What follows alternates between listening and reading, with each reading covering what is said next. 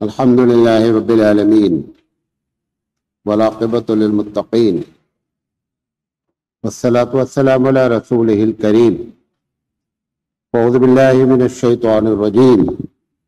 بسم الله الرحمن الرحيم. إن الدين عند الله الإسلام. محترم جناب امیر جماعت اسلامی ہند اور اسٹیج پر بیٹھے ہوئے ذمہ داران جماعت، پورے کرناٹک سے آئے ہوئے علماء اکرام اور ہماری بہنیں اور عالمات، مجھے جس عنوان پر بات کرنے کے لیے کہا گیا ہے وہ ہے کہ نشست ثانیہ میں علماء اور عالمات کا اقدامی کردار بہت اہم موضوع ہے.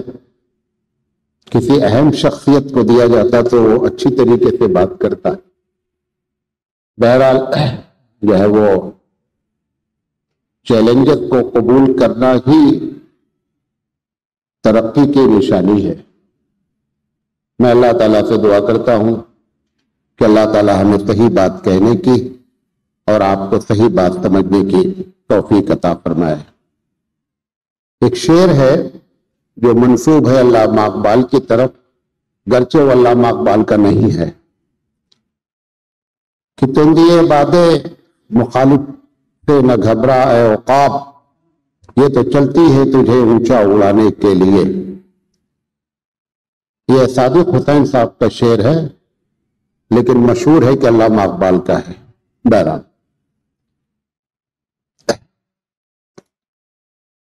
اگر ہم اللہ تعالیٰ کی پالیسیز کو دیکھیں تو ایسا لگتا ہے کہ جمود کے توڑنے کا ایک طریقہ حالات کی خرابی بھی ہوتی ہے، گرچہ ہم اس کو چاہیں تو اس لفظ سے بھی تعبیر کر سکتے ہیں کہ یہ آزمائش ہے یا عذاب ہے. لیکن اگر مصلحت کے لحاظ سے تعبیر کی جائے تو حقیقت یہ ہے کہ اللہ کے ہر کام میں مصلحت ہوتی ہے. ہم پچھلے 50 سال سے بڑے جمود کی حالت میں تھے. جیسے ماں اپنے بچے کو صبح جگاتی ہے، بھیا اٹھ جاؤ، بابو اٹھ جاؤ. جب بھیا بابو سے بات نہیں بنتی ہے تو لات پھوسے مارنا شروع کرتی ہے. لیکن اس ماں کا مقصد مارنا نہیں ہوتا ہے بلکہ جگانا ہوتا ہے. پروردگار عالم نے ہم کو بڑی ڈھیل دی، گریس پیریڈ دیا کہ ہم جگ جائیں. نہیں جگے تو اب یہ کیفیت پیدا ہوئی. ایک بات تو آپ سے یہ کرنا چاہتے تھے کہ اس سے اسی مناسبت سے شعر پڑھا گیا. یہ جو نشست ثانیہ کی بات ہے اس سے ہماری مراد کیا ہے؟ ایک پڑھا لکھا طبقہ جو غیر عالم ہے وہ یہ سمجھتا ہے کہ مغربی تہذیب نے جس بنیاد پر ترقی کی ہے اس ترقی کو جب تک ایڈاپٹ نہیں کیا جائے گا تب تک شاید امت مسلمہ کی بھی نشست ثانیہ نہیں ہو سکتی ہے. ہم اس نظریے کے سخت خلاف ہیں. مغرب کی جو نشست ثانیہ ہوئی، کیا ان کی نشست ثانیہ کے پوائنٹ ہے وہ ایک بات آپ کے سامنے رکھنا چاہتے ہیں. سب سے پہلی چیز انہوں نے نشست ثانیہ کے معنی یہ نکالا کہ دین کو اور دنیا کو الگ کر دیا جائے اور اس میں وہ کامیاب ہو گئے. نمبر 1. نمبر 2، بہت غور سے سنیے گا، لوگوں کی پسند اور ناپسند کو معیار بنایا گیا، حق اور باطل کو معیار نہیں بنایا گیا. لوگوں کو عیاشی پسند ہے، لوگوں کو بے حیائی پسند ہے. اسی عیاشی اور بے حیائی کا نام آزادی دے کر کے انہوں نے اس کا نام نشست ثانیہ رکھا. نمبر 3، مذہب کو رسم بنا دیا گیا اور وہ یہ چاہتے ہیں کہ ساری دنیا اپنے مذہب کو رسم کے طور پر استعمال کرے، یہ ان کا گویا کی ٹارگٹ ہے۔ اب سوال یہ ہے کہ ہم اس نشست ثانیہ کی بات کرنا چاہتے ہیں، ہمارے نگاہ میں نشست ثانیہ سے مراد کیا ہے؟ اور مغرب نے اپنی نشست ثانیہ کو سیکیورڈ کرنے کے لیے، حفاظت کرنے کے لیے کیا کیا چالیں چلی، اس کی بھی پہلے ایک لسٹ بتاتے ہیں۔ سب سے پہلے انہوں نے دیکھا کہ اس نشست ثانیہ کے خلاف کسی بھی مذہب میں دم نہیں ہے، دم اگر ہے تو صرف اور صرف کس میں ہے؟ اسلام میں ہے۔ لہذا انہوں نے پہلا ایجنڈا یہ رکھا کہ اسلام کی تعلیمات پر اعتراض کر کے اپنی حفاظت کی جائے، نمبر 1۔ اور اس کے پیچھے جو راز تھا کہ امت مسلمہ ڈیفینسو پوزیشن میں رہے، ایفیکٹو پوزیشن میں کبھی نہ آنے پائے، مدافعانہ حال میں رکھا جائے، ایسا نہ ہو کہ یہ امت مدافعانہ حال میں نہ رہ کر کے کبھی بھی اقدامی شکل میں آ جائے۔ لہذا انہوں نے اعتراض پر اعتراض، اعتراض پر اعتراض کرنا شروع کیا۔ مولانا مودودی علیہ الرحمہ سے، یہ بھی مفتی شمس الدعا صاحب کی بات ہے جن کا میں نے کل ذکر کیا۔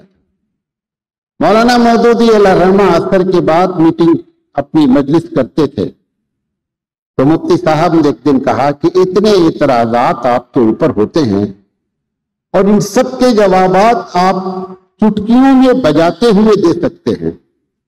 مولانا علیہ الرحمہ نے کہا کہ دنیا یہی چاہ رہی ہے کہ اتنے اعتراض کیا جائیں کہ یہ تعمیری کام نہ کر کے مدافعانہ پوزیشن میں رہے زندگی بھر۔ ہم کو اسی حالت میں رکھوں کہ سب تو مولانا مودودی بن نہیں جائیں گے۔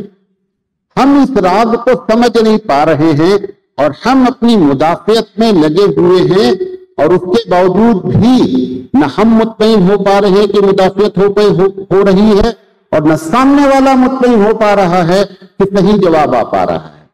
تو یہ وجہ ہے اسلام کی باتوں پر اعتراض کرنے کی۔ دوسری وجہ، اسلامی تعلیمات میں خیانت کر کے تاکہ آپ کی خود اعتمادی کو مجروح کیا جا سکے، یہ دوسری وجہ ہے کہ اپنے آپ کو سیکیورڈ کرتے ہیں۔ نتیجہ یہ نکلتا ہے کہ ہمارے نوجوانوں سے جب ہم باتیں کرتے ہیں، خاص کر کالج کے لڑکوں سے، لڑکیوں سے باتیں کرتے ہیں، تو اسلام کی جب کوئی بات ہوتی ہے اور اس کا جواب ان کے پاس نہیں ہوتا ہے تو وہ بھی وہی بولی بولنا شروع کرتے ہیں۔ میں کیونکہ ان سب میٹنگوں کو میں اٹینڈ کرتا ہوں، تو کالج میں ایک مرتبہ یہ بات آئی، تو بات میں جو جملہ بولتے وہ آپ کو بتاتے ہیں۔ جب کوئی اعتراض ایسا ہوتا ہے جس کا جواب ان کے پاس نہیں ہوتا ہے تو وہ یہ کہتے ہیں کہ یار میں تو خود اس سلسلے میں مشکوک ہوں۔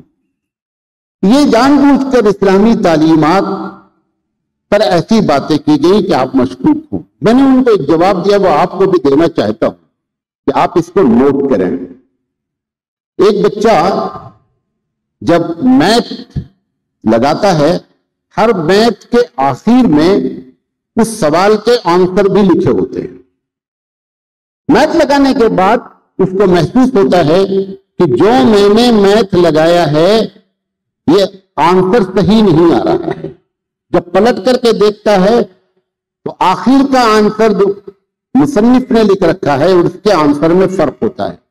لیکن آج تک میتھ کے بچے نے یہ نہیں کہا کہ یہ جو مصنف کا آنسر ہے یہ غلط ہے اور میں صحیح ہوں، بلکہ ہمیشہ وہ یہ بات کہتا ہے کہ یہ بات میری سمجھ میں نہیں آ رہی ہے، اس کو وہ صحیح مانتا ہے۔ ایسے ہی ہمارے رب کی تعلیمات پر اگر کسی آدمی کو سمجھ نہیں آ رہا ہے تو یہ جملہ بولنا چاہیے، بات تو یہی صحیح ہے، یہ الگ بات ہے کہ میں سمجھ نہیں پا رہا ہوں۔ یہ بات ہر اس شخص کو کہنا چاہیے جو مشکوک ہے۔ نمبر 3، अपनी दुनियावी तरक्की को अपनी नशत सानिया के लिए बतौर दलील पेश किया है। हालांकि वो लोग भी एक जमाने में मजहब परस्त थे और अब भी मजहब का नाम लेते हैं। उन्होंने आज तक ये जुमला नहीं कहा है कि हमारी नशत सानिया से हमारी आखिरत भी बन जाएगी। ये जुमला कभी आज तक उन्होंने न कहा है न चैलेंज किया है।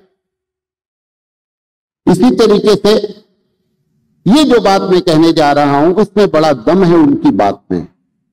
अपने उस नशत सानिया के सिक्योर्ड करने के लिए वो ये कहते हैं कि मुसलमानों की तालीम देखी जाए और मुसलमानों की बदअमली देखी जाए।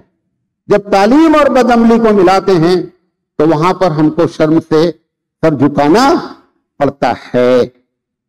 और जॉर्ज बर्नार्ड शॉ का ये जुमला नोट किया जाता है कि इस्लाम दुनिया का सबसे अच्छा मजहब है, लेकिन मुसलमान दुनिया की बदतरीन कौम है।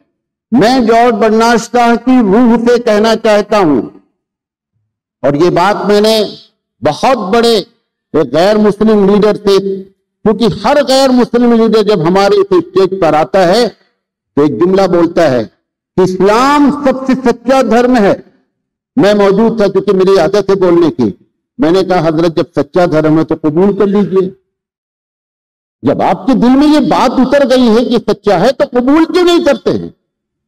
क्या पता चला आपको प्रेशराइज करने के लिए जुमला जॉर्ज बर्नार्ड शॉ या उन जैसे चेले ये बात बोलते हैं। मैं उनसे सिर्फ एक बात कहता हूं, चलो मुसलमान बहुत खराब हैं, तुम इस्लाम कबूल करके उनको अच्छा बनाने की फिक्र करो और ऐसे लोग मिलते जाएंगे, अच्छा होता चला जाएगा मामला।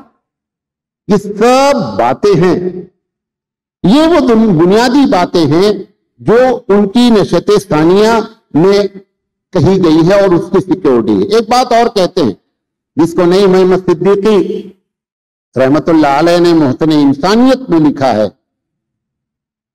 बहुत जोर शोर से कहते हैं कि आप जिस खिलाफत की बात करते हैं वो 30 साल के बाद दुनिया में प्रैक्टिकली शक्ल में नजर नहीं आती।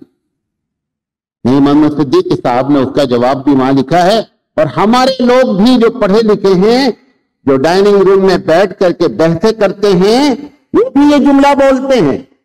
और उसी मोहतन इंसानियत के मुसन्निफ का अगला जुमला उनको याद नहीं है, जिसमें नए मोहम्मद सिद्दीकी रहमतुल्लाह अलैह ने लिखा है कि जिसका ये ताना हमको दिया जाता है कि खिलाफत 30 साल के बाद कायम नहीं रही, उन्होंने कहा कि दुनिया को मालूम होना चाहिए सिर्फ 2 चीजें बदली थी, बकिया 99.9% इस्लामी तरीका ही रहा। और वो 2 क्या थी? नंबर 1 इंतखाब और नंबर 2 बैतुल माल का शरई लिहाज से इस्तेमाल। इसके अलावा कोई चीज नहीं बदली थी। 98.9% का कोई जिक्र नहीं है। 0.1% का इतना बड़ा हंगामा खड़ा कर दिया गया है। ये भी वो अपने नशत सानिया की सिक्योरिटी में बात करते हैं। बात और आगे हो जाएगी, टाइम भी मैं देख रहा हूं अपना। हमारा जो मकसद है कि हम किस नशत सानिया की बात करते हैं और उसके लिए कैसे अफराद की जरूरत है। सबसे पहली चीज हम ये चाहते हैं कि हक और बातिल की बुनियाद पर नशत सानिया हो, पसंद और नापसंद की बुनियाद पर नशत सानिया नहीं हो। वजह क्या है? हर इंसान की पसंद का मेयार अलग अलग है। आपको मालूम है एक बहुत बड़ा राइटर है, बल्कि लोग उसको भगवान कहते हैं, भगवान आचार्य रजनीश। उसका कहना है कि ये तुम लोगों ने क्यों चक्कर चला रखा है? What is the difference between women? You can marry to your mother, you can marry to your sister, lady is lady. Kabir Das क्या कहता है? ये भी स्कॉलर है, कबीर दास भी स्कॉलर है। कबीर कहता है मुसलमान के पीर औलिया मुर्गी मुर्गा खाई और खाला तेरी बेटी ब्याहें घर में करें सगाई। कबीर दास नजरिया पेश कर रहा है कि खाला मामू दाद बहन से शादी हराम होनी चाहिए। आचार्य नजीश नजरिया पेश कर रहा है कि सबसे जायज होना चाहिए। اگر انسان کی عقل کو پسند اور ناپسند کا معیار بنایا جائے گا تو یہ نتیجہ نکلے گا۔ اس بنیاد پر ہم کہہ رہے ہیں حق اور باطل کا معیار ہمیشہ اٹل ہوتا ہے، پسند اور ناپسند کا معیار ہمیشہ چینج ہوتا رہتا ہے، لہذا یہ ہماری نشست ثانیہ سے مراد ہے۔ نمبر 2، ہم اپنی کھوئی ہوئی میراث کو نشست ثانیہ کا ذریعہ بنانا چاہتے ہیں، کیونکہ آپ کو معلوم ہے کہ ایک جملہ بہت مشہور ہے امام مالک کی طرف کہ لا یصلحها آخر هذه الامہ الا بما صلح اولہ۔ آج آپ کو یہ بھی بتاتا ہے چھوٹا سا طالب علم، یہ امام مالک کا اصل جملہ نہیں ہے، یہ ابو بکر صدیق رضی اللہ تعالی عنہ نے حضرت عمر کو نصیحت کی تھی۔ یہ ممکن ہے کہ امام مالک رحمت اللہ علیہ نے اس کو کوٹ کیا ہو، لیکن اصل یہ جملہ کس کا ہے؟ یہ اصل ابو بکر صدیق رضی اللہ تعالی عنہ کا ہے کہ اس امت کی اصلاح کا منہج وہی ہوگا جس بنیاد پر شروع میں جو طریقے اختیار کیے گئے تھے ہم اسی طریقے پہ نشست ثانیہ کرنے کا ارادہ رکھتے ہیں۔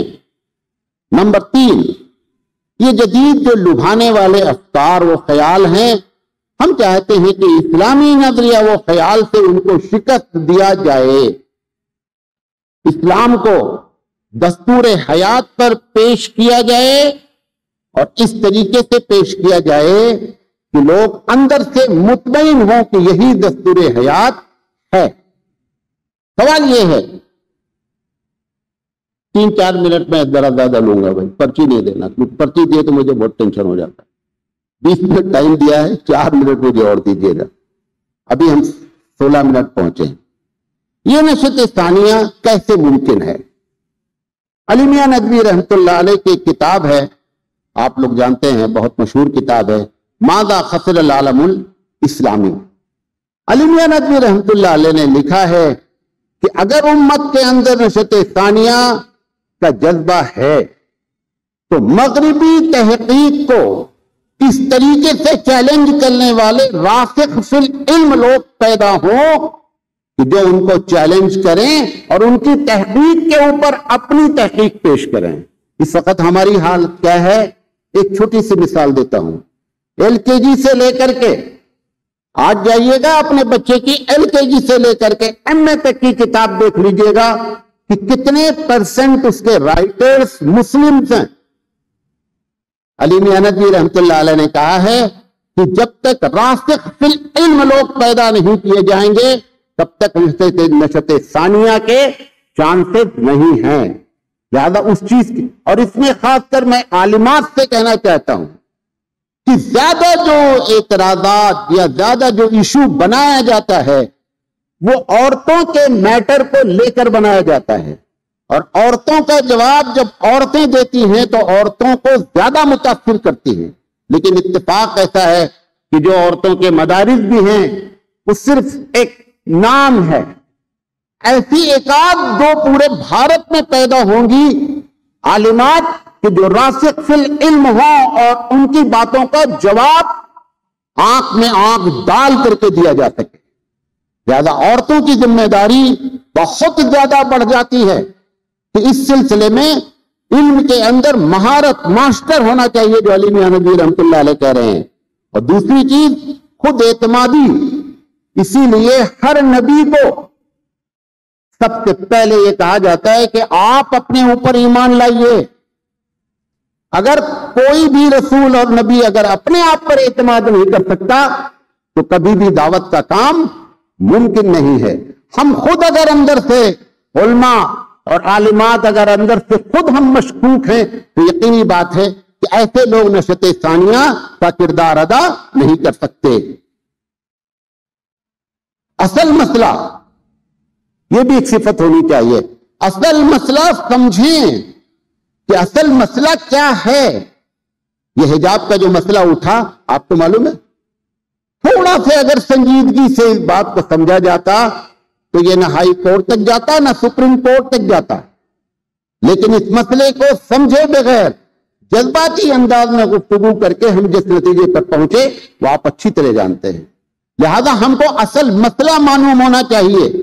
جب تک اصل مسئلہ ہم کو نہیں معلوم ہوگا تب تک ہم نشت ثانیہ کا کام نہیں کر سکتے. ایشو معلوم ہونا چاہیے. معلوم آپ کو ایک کورس ہوتا ہے ہاؤ ٹو ٹاک, بات کیسے کی جائے, ہاؤ ٹو ٹاک. جب آدمی آپ کو پھنسانا چاہتا ہے, کیونکہ آپ لوگ علماء ہیں بتا رہا ہوں, جب وہ ڈائریکٹ سوال نہ کرے, پہلے ایک قضیہ باندھے, پھر ایک دوسرا جملہ بولے اور پھر سوال کرے, تو سمجھ جائیے اس کا مقصد سوال کرنا نہیں ہے, اس کا مقصد آپ کو پھنسانا ہے. میں ایک مثال دیتا ہوں. ایک قادیانی سے میری بات ہو گئی ٹرین میں. اس نے نہیں بتایا میں قادیانی ہوں. کہنے لگا کہ آپ دیکھنے سے پڑھے لکھے معلوم ہوتے. ہم نے کہا بات آگے کیجئے, کیا مسئلہ ہے؟ انہوں نے کہا حالات بہت خراب ہیں. ہم نے کہا صحیح ہے. کہا جب حالات خراب ہوتے ہیں تو نبی آتا کہ نہیں آتا ہے؟ دیکھیے, اس کو ڈائریکٹ سوال نہیں کرنے کا مطلب یہ کہ آپ کو پھنسانا چاہتا ہے. کہہ رہا ہے حالات خراب ہیں, جب حالات خراب ہوتے ہیں تو نبی آتے ہیں, تو نبی کیوں نہیں آئیں گے؟ میں تو سمجھ گیا کہ کس اسٹیشن سے بات کر رہے ہیں یہ. تو میں نے کہا اچھا یہ بتاؤ کہ جب کوئی رسول آتا ہے تو پہلے رسول کی کتاب میں جب لوگ چیٹنگ کر دیتے ہیں, لوگ اس کو تبدیل کر دیتے ہیں, تب دوسرا رسول آتا ہے. کہا ہاں. ہم نے کہا جب قرآن میں تبدیلی ہے, کہا نہیں. ہم نے کہا رسول کیوں آئے گا؟ یہ ہم کو اصل مسئلہ سمجھنے کی ضرورت ہے علماء کرام کو. آپ کو کہیں ایسا تو نہیں ہے کہ بزی کیا جا رہا ہے کہ آپ سوال کے جواب میں پریشان ہو جائیں. ایک RSS کے آدمی نے مجھ سے سوال کیا, آپ پہلے ہندوستانی ہیں یا پہلے مسلمان ہیں؟ اب بندہ دو میں سے کوئی ایک جواب دینے کی فکر, کون سا بات بولے؟ پہلے سوال دیکھیں کہ سوال صحیح ہے یا نہیں صحیح ہے. ہم مذہب کے لحاظ سے سب سے پہلے مسلم ہیں اور نیشنلٹی کے لحاظ سے سب سے پہلے مسلمان ہیں. یہ کون سی بات ہوئی؟ پی ایم نے ایک مجلس میں ٹوپی نہیں لگایا. ہمارے ایک لیڈر نے کہہ دیا کہ بھائی ہم بھی دوسروں کے مجلس میں جاتے تلک نہیں لگاتے. اگر پی ایم نے ٹوپی نہیں لگائے تو مسلمانوں کو ناراض نہیں ہونا چاہیے. مجھ سے سوال کیا گیا. ہم نے کہا جس نے بھی یہ بات کہی غلط کہی ہے. حالانکہ وہ بڑے بڑے قریبی تھے جنہوں نے یہ بات کہی تھی, مجھے معلوم نہیں تھا. خیر معلوم ہوتا تو بھی میں بولتا. انہوں نے یہ بات کہہ دیا کہ آپ مسلمان کیوں ناراض ہو رہے ہیں اگر انہوں نے ٹوپی نہیں لگائی. میں نے کہا اس لیے ناراض ہو رہے ہیں کہ جو ہر محفل میں اپنا چونگا بدلتا ہے, کشمیر گیا کشمیری ہو گیا, راجستھان گیا راجستھانی ہو گیا, مدھیہ پردیش آیا تو وہاں کا لباس پہن لیا. تو اگر وہ مسلم کی محفل میں پہنتا تھا تو ٹوپی لگا لینا چاہیے تھا. اور رہی ہماری بات, تو ہم کرسچن کی محفل میں جاتے ہیں تو بھی ٹوپی نہیں اتارتے, ہم ہندو کی محفل میں جاتے ہیں تو بھی ٹوپی نہیں اتارتے. ہم کو حق ہے چونگا نہ بدلنے کا, لیکن آپ کو کیا حق ہے چونگا نہ بدلنے کا؟ آپ تو بدلتے ہی رہتے ہیں, آپ کو بدل لینا چاہیے. لہذا میں یہ کہنا چاہتا ہوں کہ ہمارے علماء کو یہ بات سمجھنے کی ضرورت ہے کہ ایشو کو سمجھیں. آخری بات, طریقہ کار کیا ہو. نصاب تعلیم جو ہماری ہے, اس نصاب تعلیم پر سنجیدگی سے بیٹھ کر گفتگو کرنا چاہیے. ہمارے پاس تخصص فی الادب ہے, تخصص فی الافتاء ہے, تخصص فی القرآن ہے, تخصص فی راسخ العلم کا کوئی شعبہ کسی مدرسے میں نہیں ہے, کسی مدرسے میں نہیں ہے. اس کی ضرورت ہے اگر نشت ثانیہ کا ہم خواب دیکھ رہے ہیں. نمبر 1. نمبر 2, علی میاں ندوی رحمت اللہ علیہ نے ایک بات اور کہی تھی. انہوں نے کہا تھا کہ نصاب کو مسلمان بنا دو. کیا کہا تھا؟ نصاب کو مسلمان بنا دو. تو مجھ سے ایک صاحب نے پوچھا, آگے تشریح نہیں ہے, مجھ سے پوچھا. ہم نے کہا نصاب کو مسلمان بنانے کا آسان طریقہ بھی ہے اور مشکل سے مشکل طریقہ بھی ہے. ہم نے کہا آسان بتا دیتے ہیں. میتھ کے ایک بچے کو سوال آتا ہے کہ 1000 روپے بینک میں جمع کیے گئے, 5% انٹرسٹ ملا, تو سال بھر میں بتاؤ کہ کتنا انٹرسٹ ہوا, 1000 بڑھ کر کتنا پہنچا. ہم نے کہا اگر مسلمان حساب بنانا ہے تو اس کو ایسے ہی رکھا جائے. سوال یہ کیا جائے, ایک آدمی نے بینک میں 1000 روپے رکھے, 5% سود حرام کرائے, بتائے سال میں کتنا حرام کمایا. یہ بات آپ نیچے سے بچوں کو ڈالیں, ایسے گفتگو کریں گے تب جا کر کے معاملہ بنے گا. نصاب ایسے جو ہے, کیونکہ ہمارے اتنا بس بھی نہیں ہے کہ ہم CBSE, ICSE, O level, A level کے نصاب کو چینج کر دیں.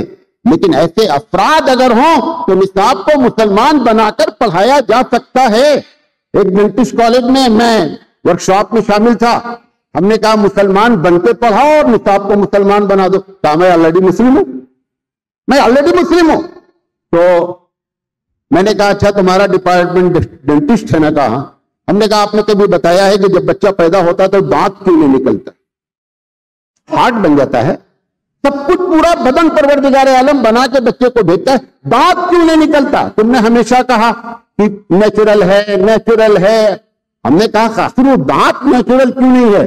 ہم نے کہا بتانا یہ چاہیے تھا مسلمان کی حیثیت سے کہ میرے رب نے یہ طے کیا ہے کہ اگر بچہ دانت کے ساتھ پیدا ہوگا تو ہماری امی ہم کو دودھ نہیں پلائیں گی، اس بات کو خیال رکھا رب ذوالجلال نے، اس لیے دانت نہیں پیدا کیا ہے۔ یہ مسلمان بن کے پڑھانا ہے، یہ کیفیت پیدا ہونی چاہیے جن لوگوں کو نشأت ثانیہ کرنے کی بات کہی جا رہی ہے۔ اور آخری بات کہہ کر کے نشأت ثانیہ کے لیے اقدامی کردار، یہ جو ہم جو باتیں کرتے ہیں نا، تو باتوں کے کرنے میں ایسا لگتا ہے کہ جیسے ہم ان سے دب کر بات کر رہے ہیں، مدافعانہ گفتگو کرتے ہیں۔ کبھی کبھی جو ہے نا وہ بہت ہی دب کر، یہ دب کرنے آنکھ میں آنکھ ڈال کر بات کریں۔ دو آدمی کی بات کوٹ کر کے بات ختم کرتا ہوں۔